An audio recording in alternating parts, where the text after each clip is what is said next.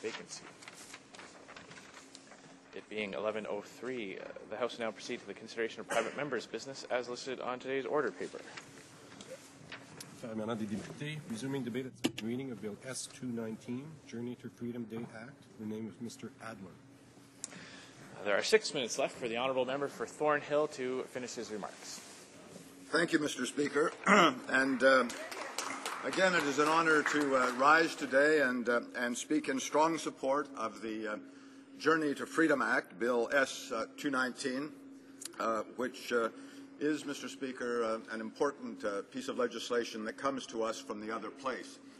And I think, Mr. Speaker, as we approach the 40th anniversary of the effective end of the Vietnam War, one might reflect on the broader events that took place across Indochina 40 years ago this month. There was at that time, Mr. Speaker, an ominous shadow falling across the entire region, and the U.S. Congress had decided after great agonizing to end funding of both the governments of Cambodia and of South Vietnam, and to withdraw all further remaining U.S. military support, military advisors. In this month, in March, barely 30 days before that fateful day of April 30th, the Khmer Rouge forces had effectively surrounded Phnom Penh, the Cambodian capital, and the American ambassador, Ambassador Dean, had begun making preparations for the final pullout of embassy and American and third country nationals, which took place on April the 12th, and which led to the eventual Cambodian genocide, the brutal murder of more than 2 million Cambodians, and a dark 5 years in that Southeast Asian country. Barely 3 weeks later, the United States ambassador in Saigon, Ambassador Martin, decided that it was time in that country to end the American presence, and the musical strains of White Christmas were heard on April the 29th, and on Armed Forces Radio in Saigon, a voice said, "It is 110 degrees in Saigon and rising." This was the signal to all Americans, to all third country nationals, to all Vietnamese who had worked in various ways for the United States over the previous 3 decades, to assemble at evacuation points and to leave the country. As a journalist who was there, who had evacuated from Phnom Penh on April the 12th with the American ambassador, and again left Saigon on April 29th, 30th, with again from the U.S. Embassy in Saigon. I must say my memory is saturated with images of the vast movement of humanity. More than 7,000 people were rescued from Saigon on that final day, in addition to some 50,000 which had been lifted out by fixed-wing aircraft in the weeks ahead. But the greater tragedy, Mr. Speaker, lay ahead. Not the 2 million plus deaths of the Cambodian genocide, but hundreds of thousands, millions of Vietnamese who had, when the country was partitioned in 1954 under the Geneva Accord, Vietnamese who had fled the northern regime looking for a better life in the south, and many of these people had no option but to leave Vietnam. They didn't have an aircraft, they didn't have helicopter support, they didn't have connections with the departing Americans, and so they fled by all manner of marine watercraft. When Saigon did fall on April 30th and the North Vietnamese tanks burst through the gate to the presidential palace in Saigon, barely a few blocks from the American ambassador's embassy, more than the beginning of an exodus of more than 1.5 million people began. They set sail for the South China Sea in hopes that neighboring countries would take them in. Many countries, unfortunately, turned them away, forcing them even farther from their homeland to seek refuge in the United Kingdom, in France, in Australia, in the United States. And as we know, and as we celebrate in the Journey to Freedom Act, which is before this House today, Mr. Speaker, 60,000 made their way to Canada. Mr. Speaker, I'm proud to say that Canadians from all walks of life stepped up to the challenge then, offering whatever help they could to the long-suffering Vietnamese boat people. Approximately 34,000 were sponsored by Canadian families, by churches and by synagogue groups and other community organizations, while 26,000 were accepted into the country under a government sponsorship plan. In 1986, Canada was honored with the Nansen Medal, which is the refugee equivalent of the Nobel Prize given by the United Nations High Commissioner for Refugees in recognition of major efforts on behalf of refugees. This was the first, Mr. Speaker, and still the only time the Nansen Medal has ever been presented to the entire population of a country. So I will conclude my remarks now, Mr. Speaker, and in the hopes that colleagues will support Bill S-219 and the Journey to Freedom Act. Thank you. Resuming debate, the Honourable Member for Brossard-le-Prairie. Well, thank you, Mr. Speaker. It's a pleasure and an honour for me to rise today to speak to Bill S-219. I will be supporting this bill at second reading so that it can go to committee. But at the outset, Mr. Speaker, I want to say that the reason why I'm so proud of rising today is that my colleague for Boan-Marcel-Barry and I are the only two elected officials of Vietnamese descent in this Parliament. And for us, remembering what our parents went through, what our families and our ancestors went through is something that's very important. And having an opportunity to speak to it today in this House is a true privilege. It shows not only the importance that we place in our origins, but also the doors that Canada opened for us by accepting us and also by electing my colleague and I. So it's with great pride, a great deal of gratitude that I rise today. Mr. Speaker, Bill S-219 is multi-pronged. It is a simple bill. I'll read through what it deals with. The first clause deals with the name with respect to the Journey to Freedom Day. It also says that April 30th will be designated as a Journey to Freedom Day, and the third clause, which states that for greater certainty, the Journey to Freedom Day is not a legal holiday nor a non-judicial day. What we have before us is a very short one, simple one. Again, I said it in French. I think it's important that I'll also say it in English.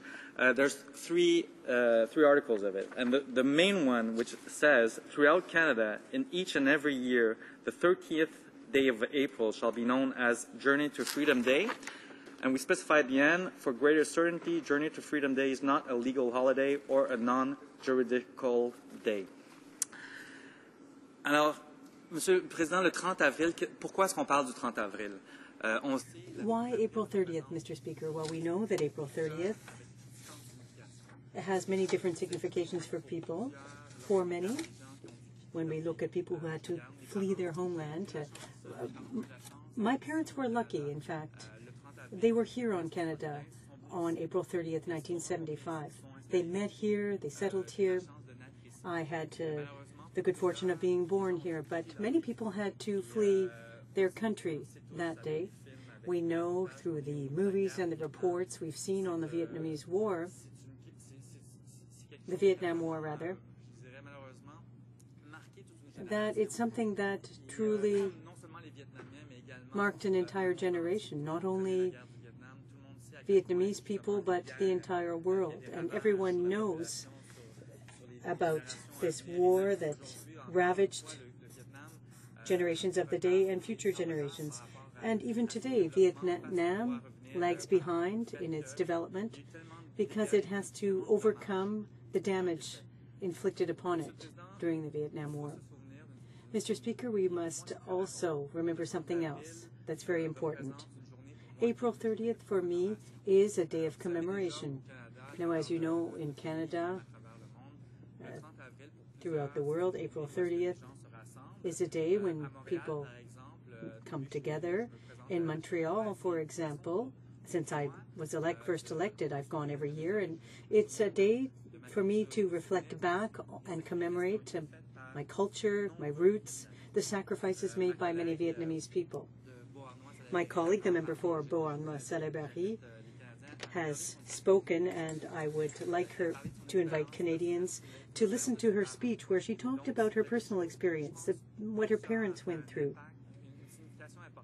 And this issue and date had an important impact on people. It also signified or meant the end of the war, the end of a war that we all know was devastating and had a huge impact on the country. For many people, it's also a day when people had to leave their country. Many commemorations have taken place on April 30th for the boat people. And I think that for people who have not yet seen it, I would like to invite you to watch the documentary on that. It shows, in fact, just how much of an impact war has on people, the sacrifices people had to make to leave their country and to seek out a better life. And today we can see that because the new generations, like mine, future generations, are benefiting and will continue to benefit. Now, people had to learn to live in a new society. Now, of course, many will remember that Vietnam was a French colony, but many people didn't speak French. So when they arrived in Canada, they had to adapt, learn a new language. And I think that as elected officials, we can see that. And I'm very proud to be able to say that I am very well integrated into Canadian society.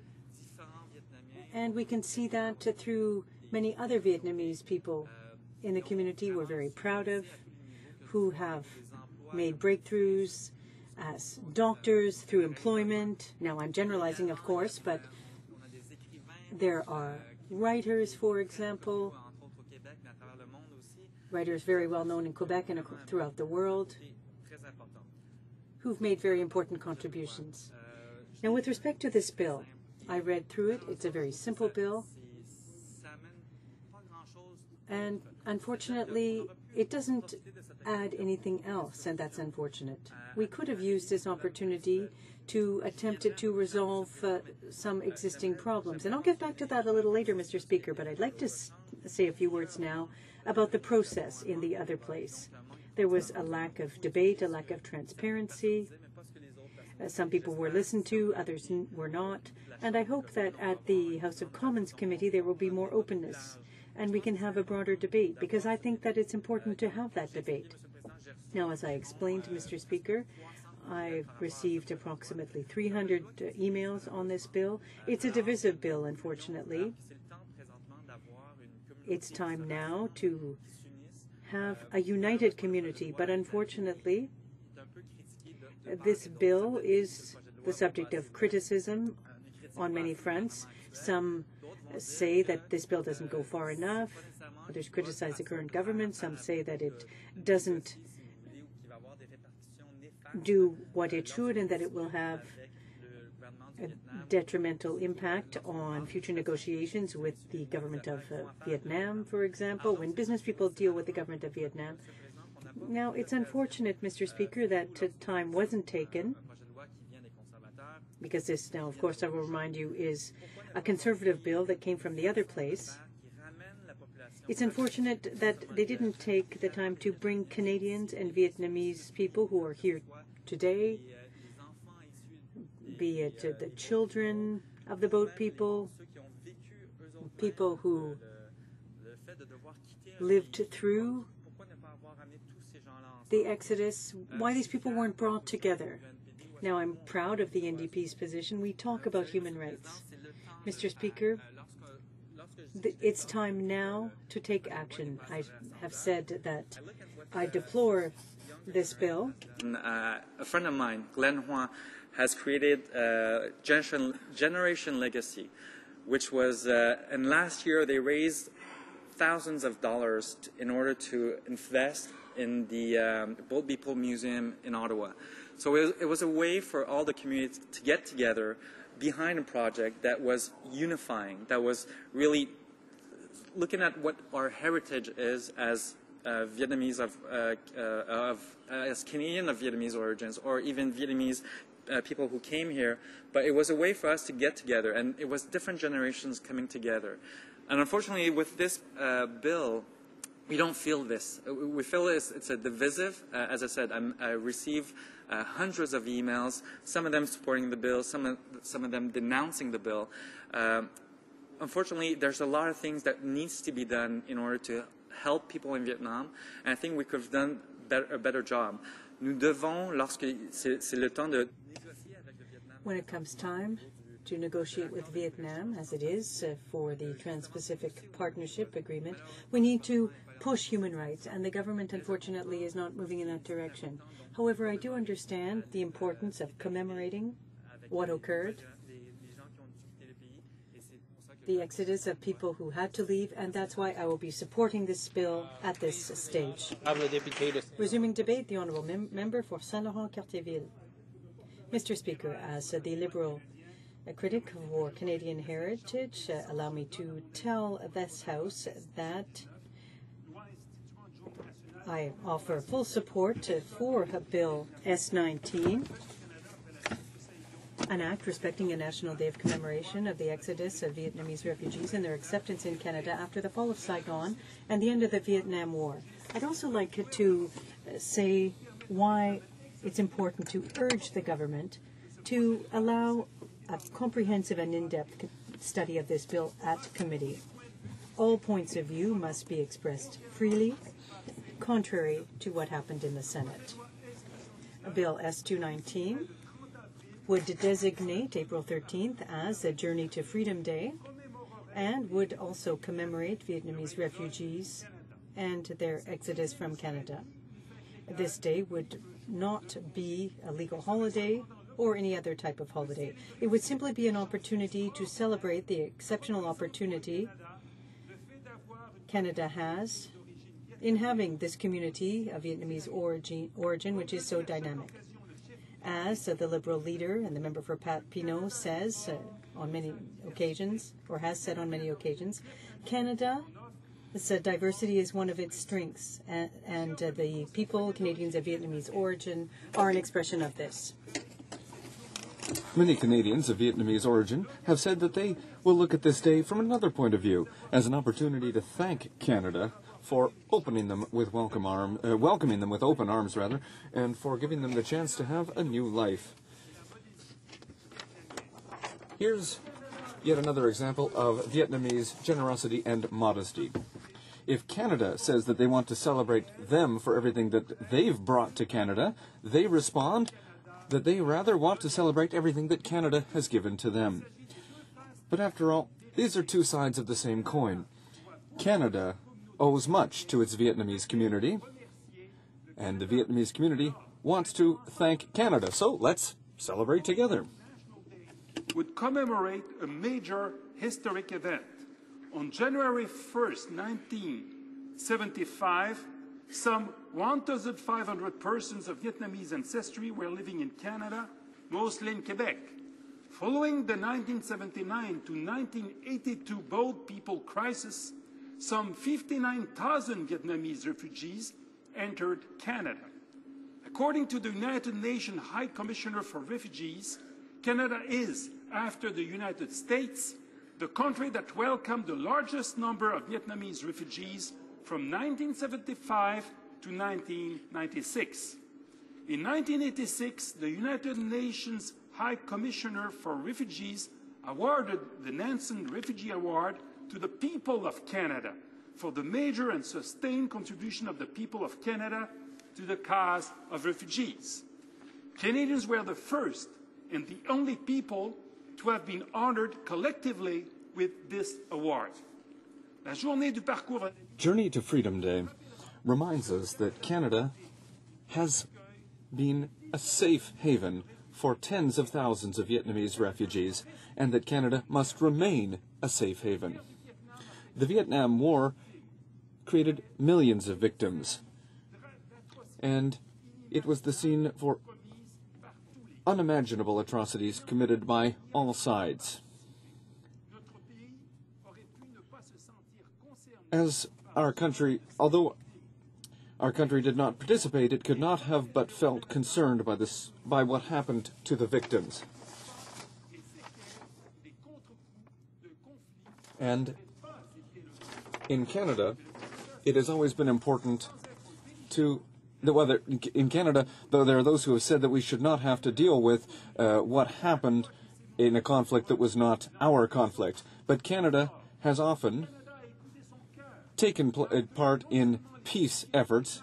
Canada has listened to its heart and has welcomed not only refugees from Vietnam, but also refugees from Cambodia and from Laos, saving many lives and transforming broken dreams into new hopes. This cannot be forgotten. We can't forget the horrors of Exodus, those who died, the unnamed atrocities lived through by the boat people, these refugees of the sea, nor the devotion of Canadian families, religious groups, and communities who welcomed, clothed, housed these refugees. We can't forget what the Canadian governments at the time did, or the settlement efforts of new arrivals to Canada, who in just a few months had to learn French, English, new cultures, new customs. And we cannot forget the great benefit that Canada has had thanks to these immigrants and their children and the following generations. This is what we cannot forget, and this is what we must celebrate together. Not thinking only about the sacrifices of yesterday, but also about the promise of tomorrow, and about the possibilities that exist for Canada in the future, a stronger Canada made stronger by its Vietnamese community. And so that, to me, is the meaning of this commemoration. And this is why I support this bill. The goal is to bring everyone together, not to exclude anyone. The goal is also to strengthen ties between Canada and Vietnam, to strengthen our cultural, commercial, and scientific exchanges between the two countries. In Vietnam and elsewhere around the world, Canada needs to continue to promote rights and justice. The party sees this bill as an opportunity to recognize and celebrate the great contributions of the Vietnamese Canadian people to Canada's diversity and multiculturalism and to all the elements of Canadian life and society. The proposed new National Day would also celebrate the Canadian families, charities, religious groups, and non-governmental organizations who sponsored tens of thousands of Vietnamese refugees and assisted them in their resettlement and adjustment to their new country. However, there are Vietnamese Canadians who have called us and written to us, Canadian parliamentarians, to say that they don't like the date chosen for this commemoration, April 30th. Others don't like the title. Others worry that this commemoration is an interpretation of history that makes them uncomfortable. And I would reply to that members of the Vietnamese community need to talk about it. This commemoration should not be a source of division. Quite the contrary, it must symbolize union and the incredible symbiosis of Canadian and Vietnamese identities.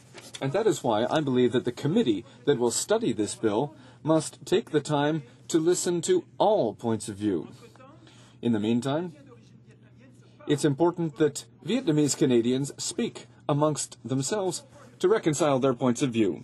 That it is the government responsibility to invite an inclusive and comprehensive list of witnesses and experts to discuss this bill at committee, to ensure a thorough discussion on the title, date, content, and implications, of the Act. Quant à nous, As for us, Canadian parliamentarians, we need to make sure it is well understood that our intention with this bill is not to give an official, unanimous version of the history of our country. We can't even do that when we're talking just about Canada. We don't want to side with one side over another,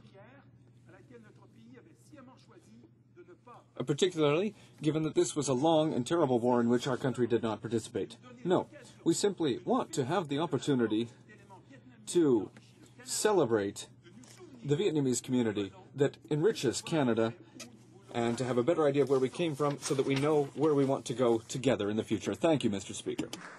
Resuming debate, the Honourable Member for Etobicoke Centre.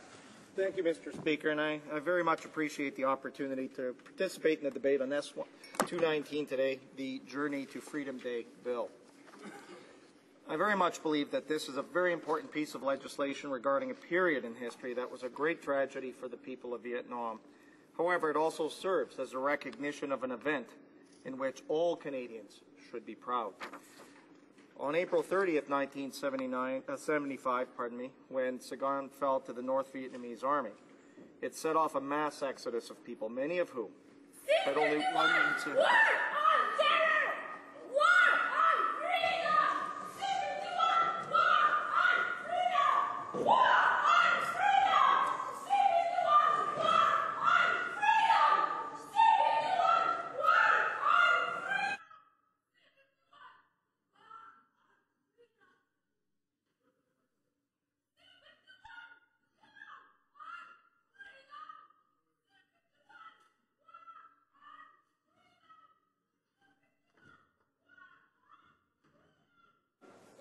The House will suspend for one moment.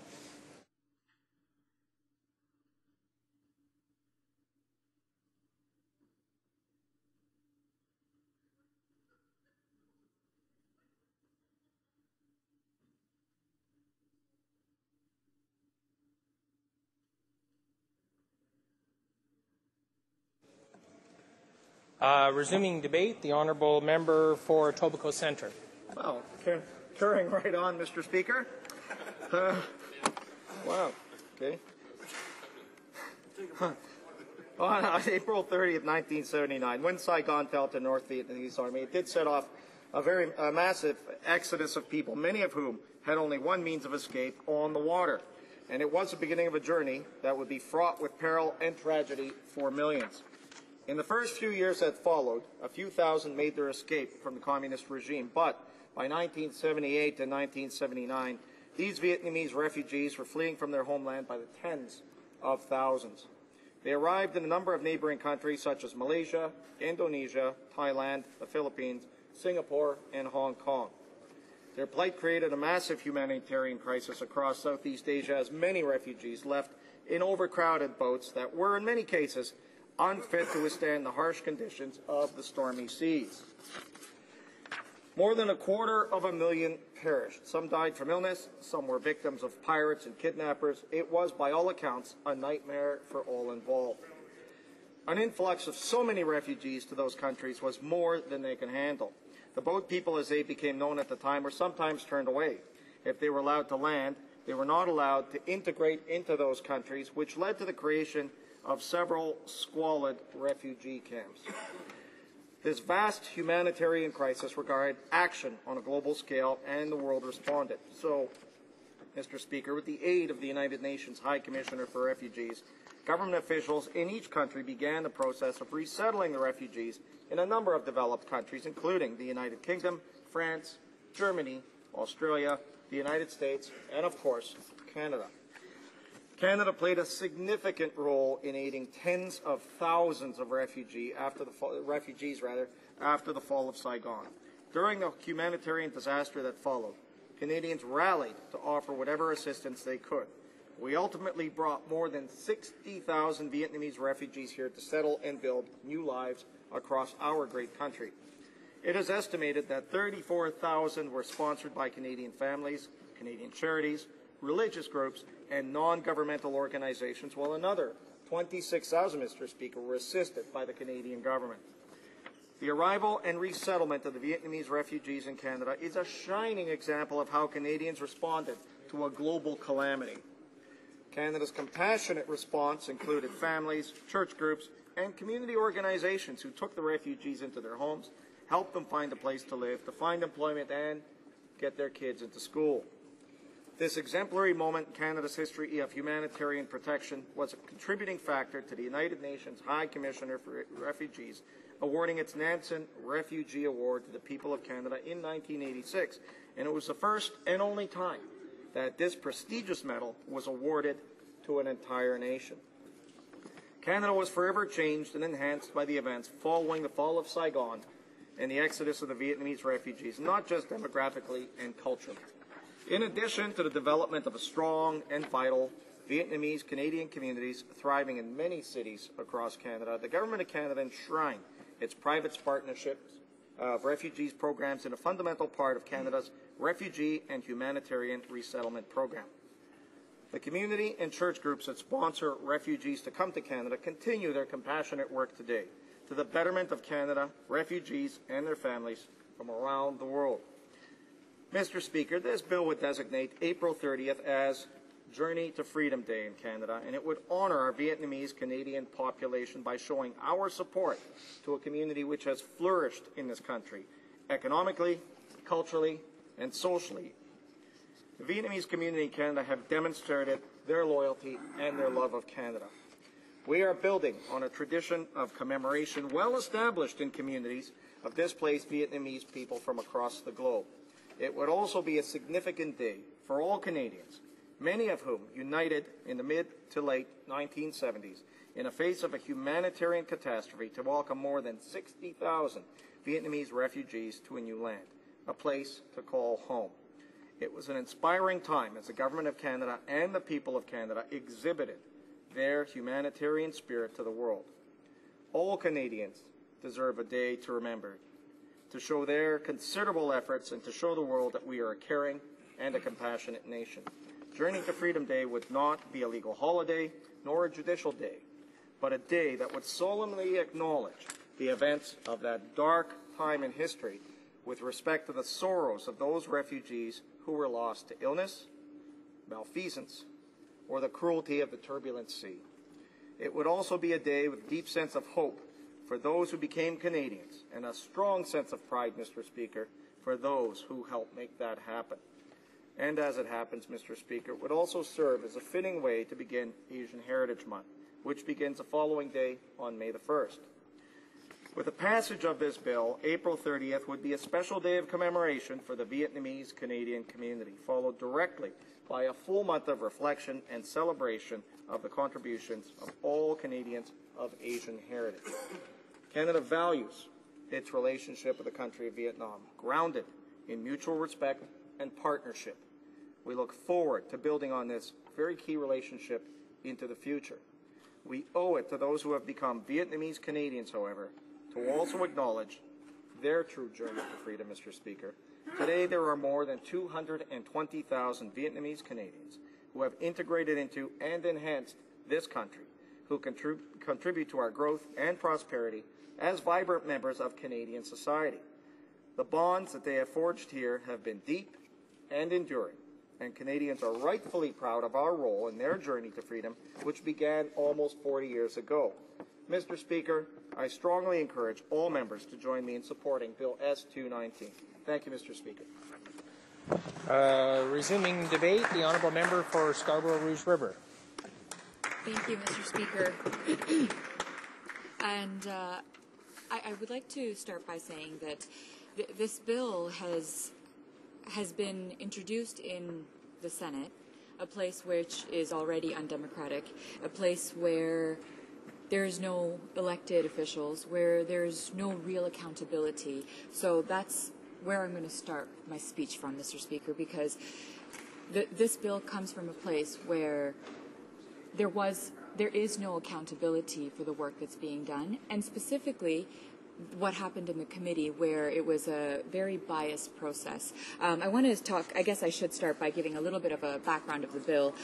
This bill, in the short title, is that it is to This act may be cited as a Journey to Freedom Day Act, and it really is to establish April 30th as Journey to Freedom Day to commemorate the capture of Saigon by North Vietnamese forces on April 30th, 1975, which ended the Vietnam War and ensuing the emigration of South Vietnamese refugees to Canada, the overall background. And I know I started right away by speaking of what happened in the Senate, and it's because there were people who had requested to make appearances and be witnesses and make testimonials in front of the Senate committee, but were rejected, refused. The ambassador from Vietnam was refused.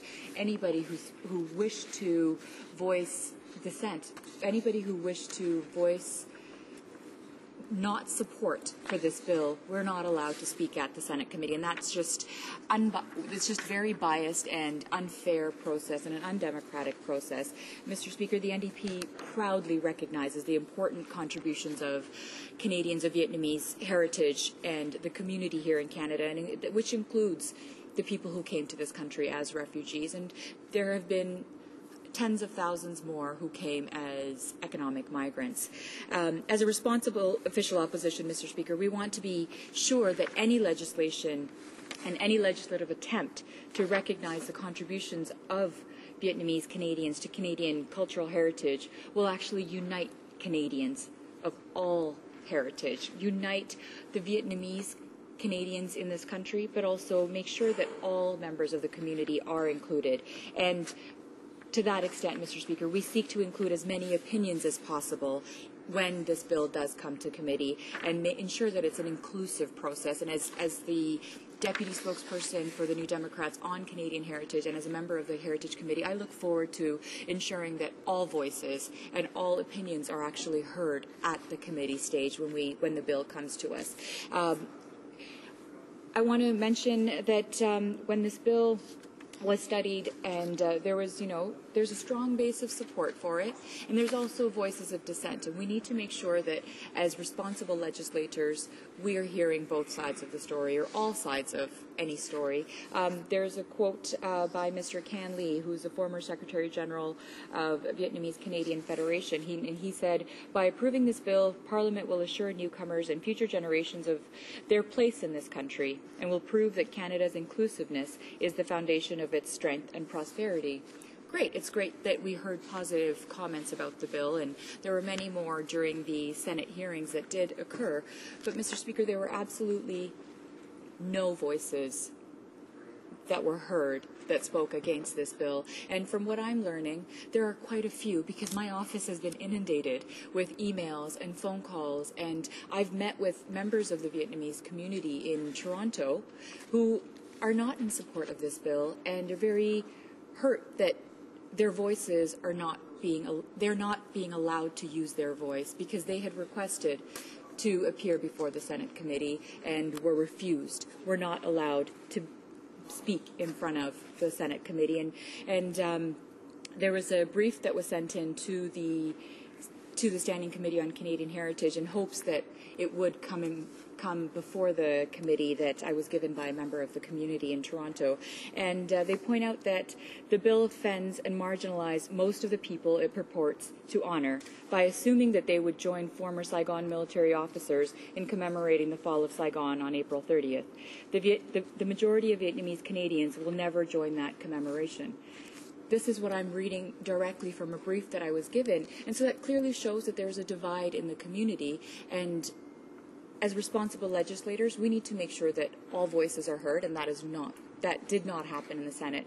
And I really do hope that we will be able to get to the committee phase and ensure that all voices are heard.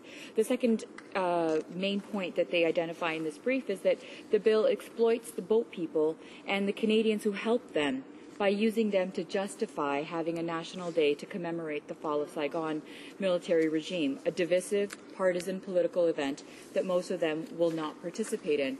Once again, they're outlining that there is a divide and that they don't want a bill that is commemorating the fall of a regime or commemorating something that only part of the community here wants to commemorate or be part of.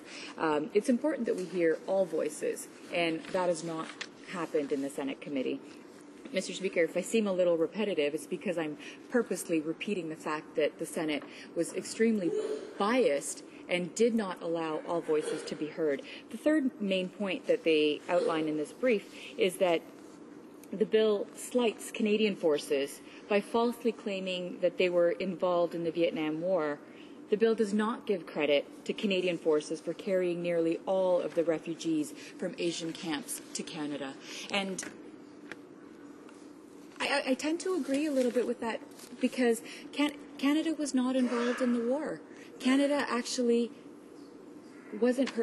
didn't have a participatory role in the war, yet Canada was the country that was a safe haven. Our forces went and helped people to remove them from the camps when they fled Vietnam and went to other countries, and that's not being recognized in this bill. And what I'm hearing from members of my community is that it's divisive. Why can't we move forward in a way that we can actually have something that we can all, as Vietnamese Canadians, as Canadians of Vietnamese origin, can actually all come together around and make sure that it's inclusive for everyone rather than just a small group of the people who live in Canada now from Vietnam, or even many people who were born in Canada, who are Canadians, who are Canadian-born Canadians and not naturalized Canadians, but we're all Canadians, and they're saying we want to all be included. Further in the brief, it's a pretty long brief, and I'm not going to read all of it to you, Mr. Speaker, but further in the brief, they mentioned that the problem is that there were waves of refugees or waves of migrants who came to Canada from Vietnam. And the first wave were people who were of the Saigon regime, people who were working for the government, the Saigon regime at the time, who fled after the end of the war, which was April 30th. So that April 30th date is tied very closely with the war.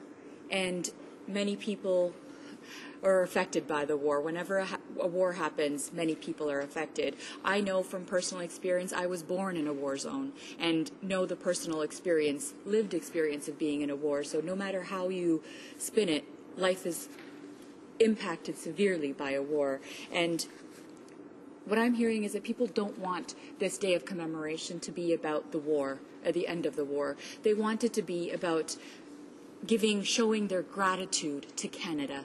And that gratitude date is not April 30th, 1975, which was the end of the war, but they're saying, why don't we adopt July 27th, 1979?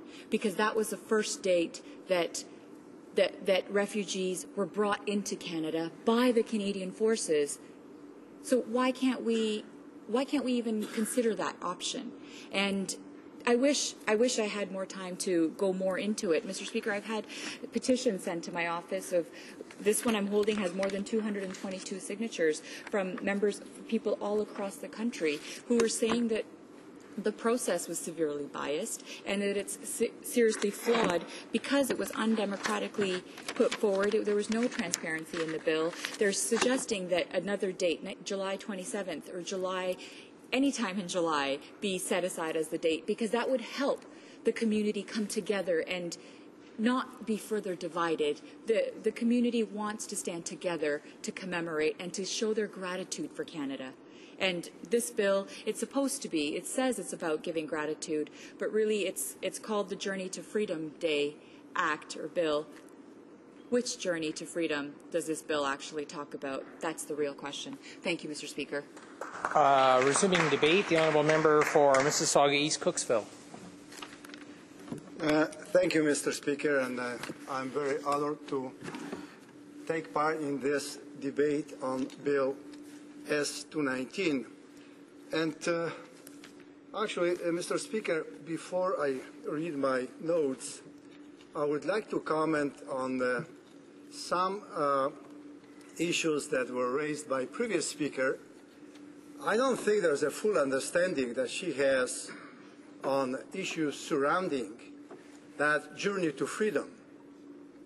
You know, I would speak on more of a personal note, because I come from the country, and I came to Canada. I came from the communist country, from the communist regime. And many people that came before me were escaping, or trying to escape the regime that they didn't want to live in. The same thing happened with those poor boat people. They were escaping. They didn't want to live in a regime, in a communist regime, and face oppressions. Mr. Speaker, 250,000 people died trying to escape from the communist regime in unsafe boats. Doesn't this speak for itself? I mean, I don't know who needs an explanation. The comment that was made that the ambassador of Vietnam wasn't invited. Well, Mr. Speaker, ambassador of Vietnam represents the current government of Vietnam. It is not the democratic government. Let's make it very clear. Therefore, I would not be surprised that the ambassador of Vietnam would not be in support of this bill and creating a day to commemorate those brave people that were trying to escape and face and find safe haven here, like many others did.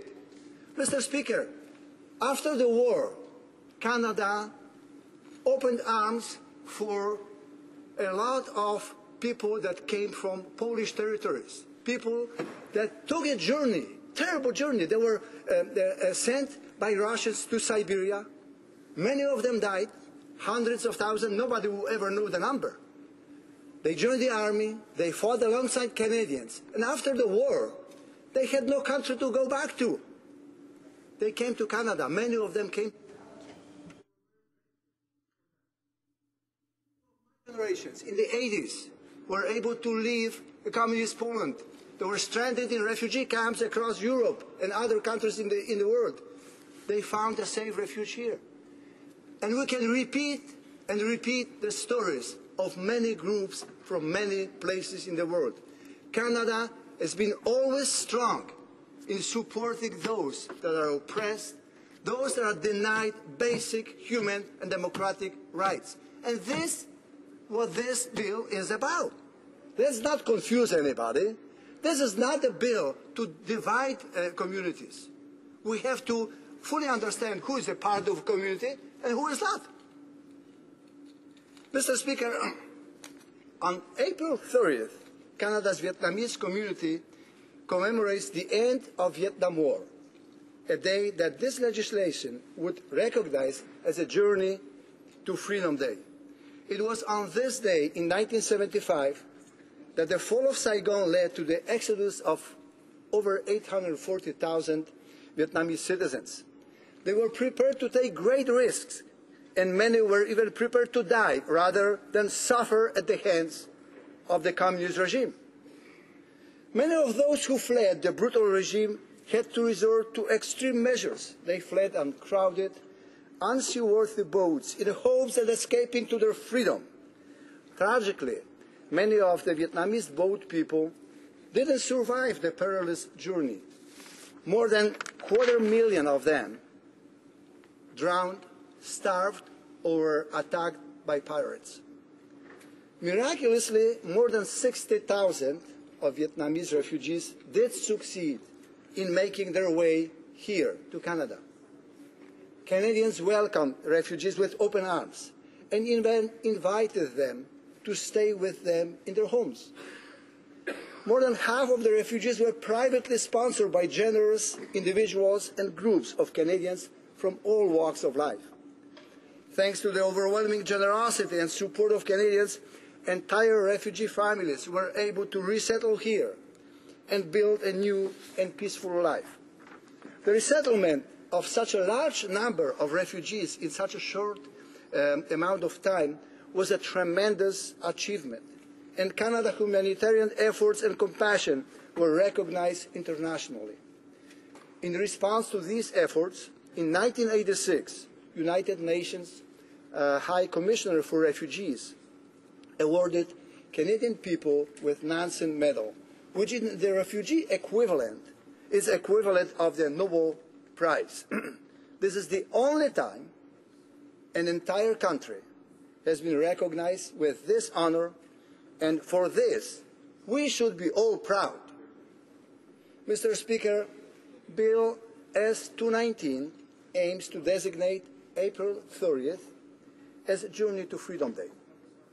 Not only would it commemorate the perilous journey 40 years ago of Vietnamese refugees to Canada, it will also pay tribute to an incredible humanitarian role played by thousands of Canadians, community and church groups, who opened up their hearts and found ways to welcome Vietnamese refugees here in our great country.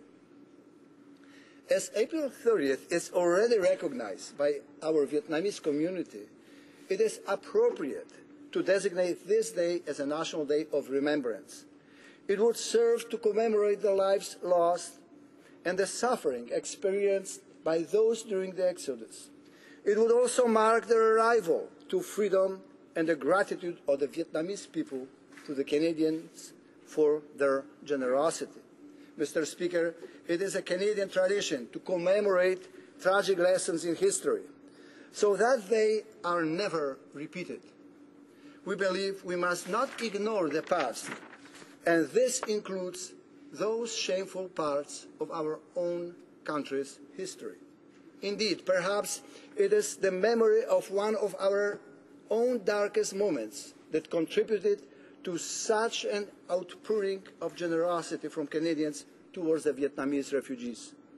It is with great shame that Canadians recall the tragic decision to turn away the MS St. Louis in 1939.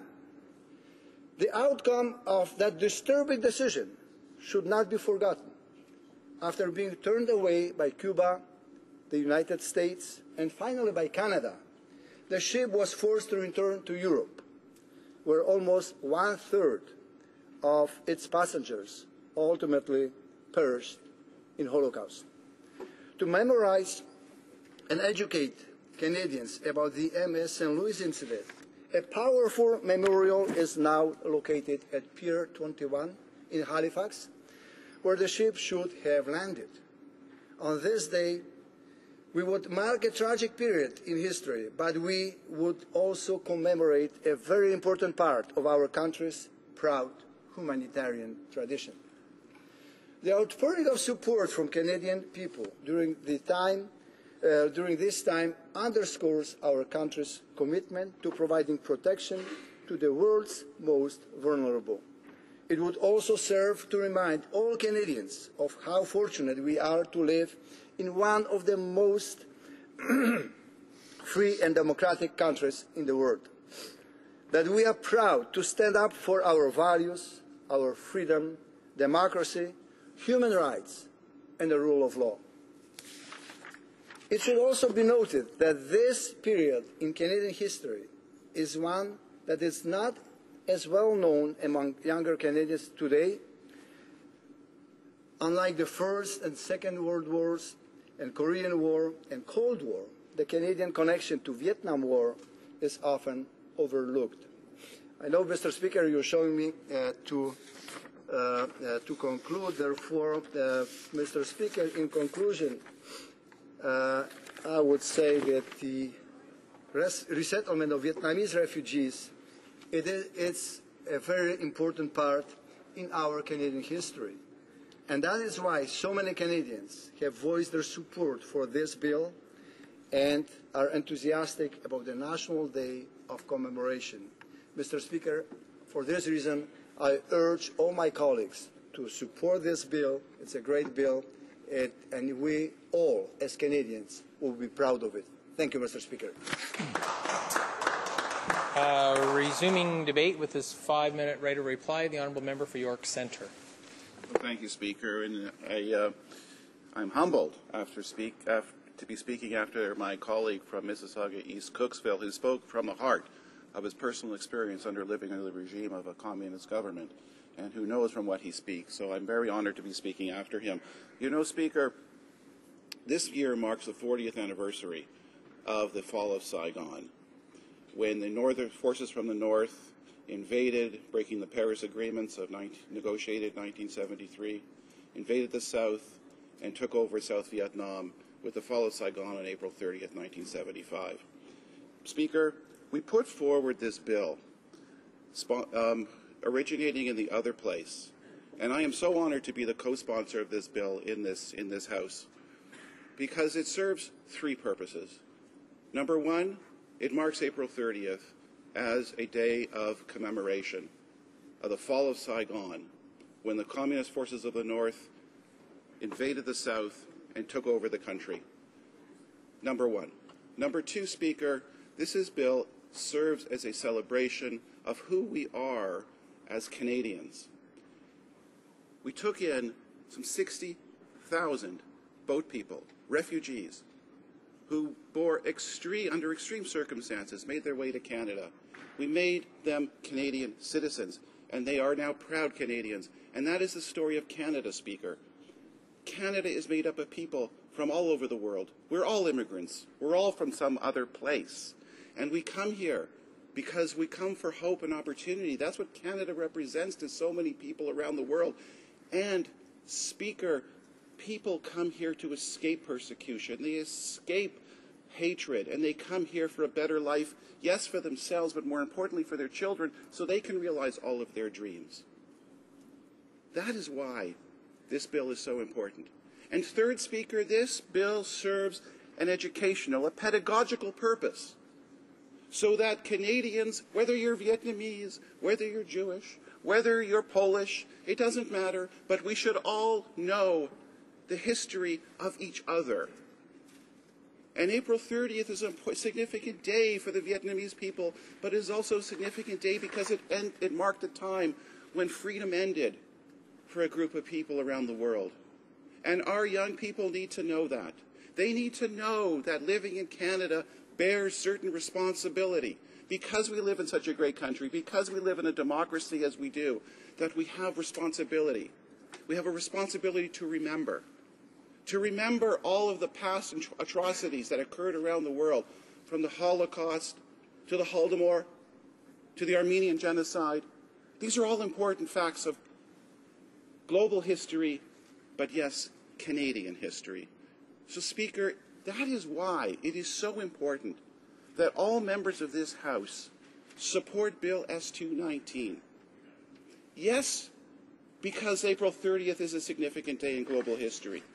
But more important, the symbolic nature of this bill stands tall, that we as Canadians remember and we do not forget. And that is why we must, in this House, when the time comes to show our support, to all stand in unanimity to support the Journey to Freedom Day Act, Bill S-219. So I ask all members to join me in supporting this bill. Thank you, Speaker. The question is as follows. Mr. Adler, seconded by Ms. Ambler, moved that Bill S-219, an act respecting a national day of commemoration of the exodus of Vietnamese refugees and their acceptance in Canada after the fall of Saigon and the end of the Vietnam War, be now read a second time and referred to the Standing Committee on Canadian Heritage. Is it the pleasure of the House to adopt the motion? Yes. Agreed. All those in favour will please say yea. Yay. All those opposed will please say nay. In my opinion, the yeas have it. Pursuant to Standing Order 93, the Recorded Division stands deferred until Wednesday, March 25th, 2015, immediately before the time provided for private members' business. Orders of the day.